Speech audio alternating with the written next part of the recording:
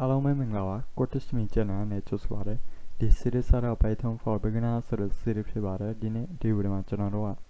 Python file basic ကိုလေ့လာမယ်နော်အဲ့ဆိုအဲ့ဒီဗီဒီယိုမှာကျွန်တော်အရင်ဗီဒီယိုမှာ file ထဲမှာကျွန်တော် read လုပ်အောင်နော်ဒီနေ့ဒီဗီဒီယိုမှာကျွန်တော်တို့က file ကို write လုပ်မယ်နော်အဲ့ဆိုကျွန်တော်ပထမဆုံး Python ကိုဝင်လာအောင်နော်တော့အရင်ဗီဒီယိုတွေမကြည့်ရသေးဘူးဆိုရင်အရင်ဗီဒီယိုကိုအရင်ကြည့်ပေးပါပြီးတော့ဒီဗီဒီယိုကြည့်ပါဘာလို့လဲဆိုတော့ကျွန်တော်အရင်ဗီဒီယိုမှာ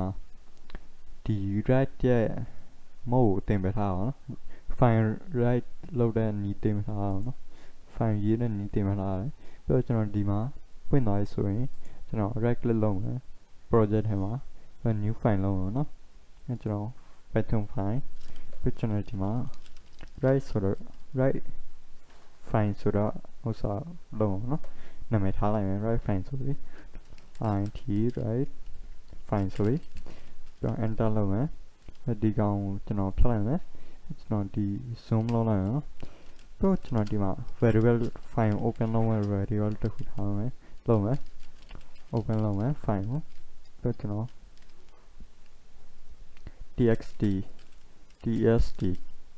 test ဆိုတဲ့ file ကျွန်တော်အရင်တော့ဗီဒီယိုမှာလုပ်ထားတဲ့ file နော်အဲ့ file ကိုကျွန်တော်ဒီထဲမှာ import လုပ်လိုက်မယ်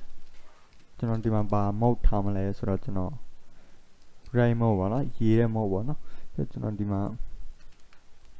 ဒီကောင်ကိုကျွန်တော် write လုပ်မယ် f.write ဆိုပြီး write လုပ်မယ်ကျွန်တော်ဒီမှာ hello world ဆိုပြီး write လုပ်မယ်နော်ဒီအောင်ကျွန်တော် test တဲ့ file ထဲမှာကျွန်တော်ဒီကောင်ကိုဖြတ်လိုက်မယ်ကျွန်တော်ဒီမှာ run တဲ့အချိန်မှာဘာမှ error မပြပါဘူး run လောက်ရောက်ရင်အဲ့ကျွန်တော်ဒီ test ရဲ့ file ထဲမှာဖွင့်တဲ့အချိန်မှာဒီမှာ hello world ဆိုပြီးသူကရေးရအောင်နော်အဲ့ဆိုကျွန်တော်ဒီမှာဘာလုပ်လဲဆိုတော့ကျွန်တော် file ကိုဖွင့်တယ် file ကို write mode နဲ့ဖွင့်တယ်ပေါ့နော်အဲ့ကျွန်တော် file.write ဆိုတဲ့ function နဲ့ကျွန်တော် file ကို write လုပ်အောင်နော် hello world ဆိုပြီးထည့်တယ်ပြီးတော့ write လုပ်တယ်ပြီးတော့ကျွန်တော်ဒီ test file မှာအဲ့ file ထဲမှာကျွန်တော် hello world ရောက်လာပြီနော်အဲ့ကျွန်တော်နောက်တစ်ခါပြန်လာရမှာနော်ဒီတစ်ခါကျရင်ကျွန်တော် hello code wish me ထည့်မှာနော်ပြီးတော့ကျွန်တော်ဒီတစ်ခါပြန်လာရမှာနော်ဒါအချိန်မှာဒီတစ်ခါလဲ error မပြပါဘူး run သွားပြီပြီးတော့ကျွန်တော်ဒီတစ်ခါဒီမှာကျွန်တော်ဒီတစ်ခါ run တဲ့အချိန်မှာကျွန်တော်အရင်တော့ run တဲ့စာပဲပြသွားလဲဆိုတော့အရင်တော့စာပဲပြသွားလဲဆိုတော့ဒီ write ဆိုတဲ့ mode ကဘာလို့လဲဆိုတော့ဒီ write ဆိုတဲ့ mode က तू ကစာကိုရေးတယ်ဒါပေမဲ့ तू က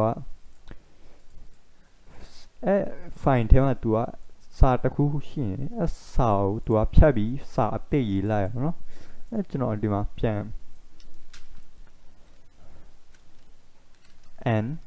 n ဆိုပြီးအရှိ hello world ဒီမှာနော်အရှိ hello world ဒီမှာနော်and ဆို hello world ပြီးတော့ပြန် run တဲ့အချိန်မှာဒီတစ်ခါလဲအိမ်တော့စာပြတ်သွားပြီပြီးတော့အသစ်စာရေးတော့အောင်နော်အဲကျွန်တော်ဒီတစ်ခါကျွန်တော်ဘာလို့ရှင်လဲဆိုတော့ကျွန်တော်လို့ရှင်တာစာလိုက်ရေးပါစေဒါမှကျွန်တော်လို့ရှင်တာ तू ကဒီစာကိုမဖြတ်ပါနဲ့စာအသစ်ရေးပါစေကျွန်တော်ဥပမာဒီကောင်မ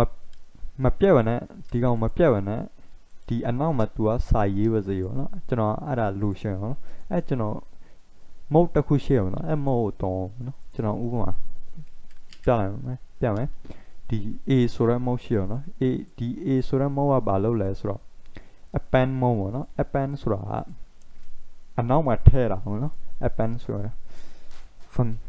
ဒီ mode ပေါ့နော် a ဆိုတာပေါ့နော်အဲ့ဆိုကျွန်တော်ဒီတစ်ခါ run တဲ့အချိန်မှာဒီတစ်ခါကျွန်တော် and မထည့်တော့ဘူး code me ပဲထည့်တော့ပြီးတော့ကျွန်တော်ဒီတစ်ခါပြန်ရမယ်ပြီးတော့ကျွန်တော်ဒီကောင်ကိုအရင်ဆုံးဖြတ်လိုက်မယ်ပြီးတော့ new line မှာထည့်လိုက်မယ်နော်တန်ရှင်းတွေ့အောင်ရှင်းအောင်နော်အဲ့ကျွန်တော်ဒီမှာပြန် run တဲ့အချိန်မှာတစ်ခါတော့ဒီကောင် run ပြီနော်ဒီမှာ code me လာရတစ်ခါတော့ပြီးတော့နောက်တစ်ခါပြန်လာရမယ် run တဲ့အချိန်မှာနှစ်ခုရှိရမှာပြီးတော့ကျွန်တော်ကြည့်တဲ့အချိန်မှာဒီမှာနှစ်ခုရှိရအောင်နော်အဲ့ဆိုဒီ append ဆိုတဲ့ function တော့နားလည်လာပြီထင်တယ် append ကဘာလုပ်လဲဆိုတော့သူကရေးလဲရေးတယ်ဒါပေမဲ့အိမ်အဟောင်းစာတွေကမပြတ်သွားဘူးเนาะ W ကဘာလုပ်လဲဆိုတော့ W ကရေးတော့ရေးတယ်ဒါပေမဲ့သူ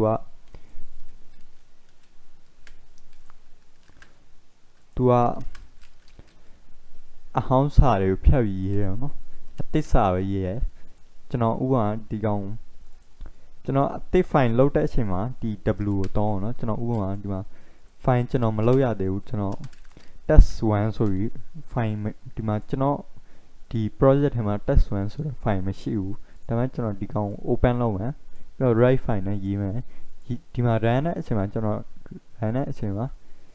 run မှာမနော် run တဲ့အချိန်မှာဒီတစ်ခါကျွန်တော်စီမှာဒီမှာ test 1ရဲ့ text file ရောက်လာနော်သူက file နဲ့လို့ရနော်ဒီ W နဲ့သူကရေးတဲ့ file နဲ့လုပ်လိုက်ပြီနော်အဲ့ဆိုဒီ W မဟုတ်ဘယ်ချင်းအသုံးဝင်လဲဆိုတော့ဒီ file အသစ်ထဲမှာကျွန်တော်တို့တခုခုရေးရှင်းဆိုဒီ W ကအသုံးဝင်ရနော်ပြီးတော့ကျွန်တော်ဒီအောင်အခုအတွက် comment အောင်လုပ်လိုက်မယ်အဲ့ကျွန်တော်ဒီအောင်ပဲကြည့်တော့မယ်နော် append မုံလာနော်အဲ့ကျွန်တော်ဒီမှာဒီ append ဆိုတာနားလဲလာဟုတ်ထင်တယ်ကျွန်တော်ပြန် run မှာနော်ဒီတော့ပြန်ကြည့်တဲ့အချိန်ဒီမှာပြန်ဒီအနောက်ရဲ့ဒီ space ဘာလို့လာလဲဆိုကျွန်တော် new file လောက်ထားတော့အတွက်ကျွန်တော်ဒီ space လာနော်အဲ့ကျွန်တော်ဒီတော့ပြန် run တဲ့အချိန်မှာဒီမှာ new file လောက်တဲ့အကြောင်းပေါ့ဒီ space လာနော်အဲ့ဆိုဒီ append ဆိုတဲ့ function နားလဲလာပြီထင်တယ်ကျွန်တော်အဲ့ဆိုနောက်တစ်ခုကျတော့ကျွန်တော်ဘာရှိလဲဆိုတော့နောက်တစ်ခုကျတော့ကျွန်တော်ရေးရှင်တယ်ကျွန်တော်ဟို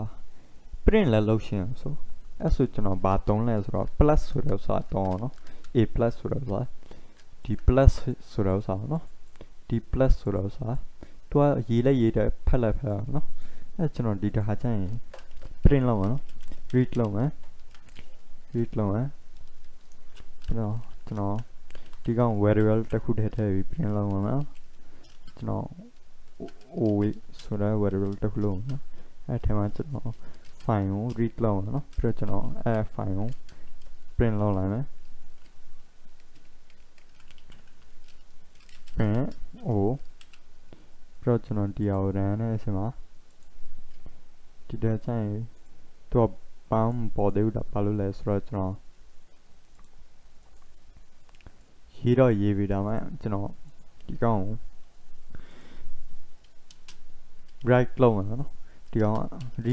read လုပ်မှာနော်ဒီတစ်ခါကျွန်တော် run တဲ့အချိန်မှာဒီမှာ read ထည့်ပြီနော် read ထည့်ပြီ plus လဲနားလည်လောက်ထင်အဲ့ဆိုဒီ video ဒီလောက်ပါနော်နောက် video ကျရင်ကျွန်တော်တို့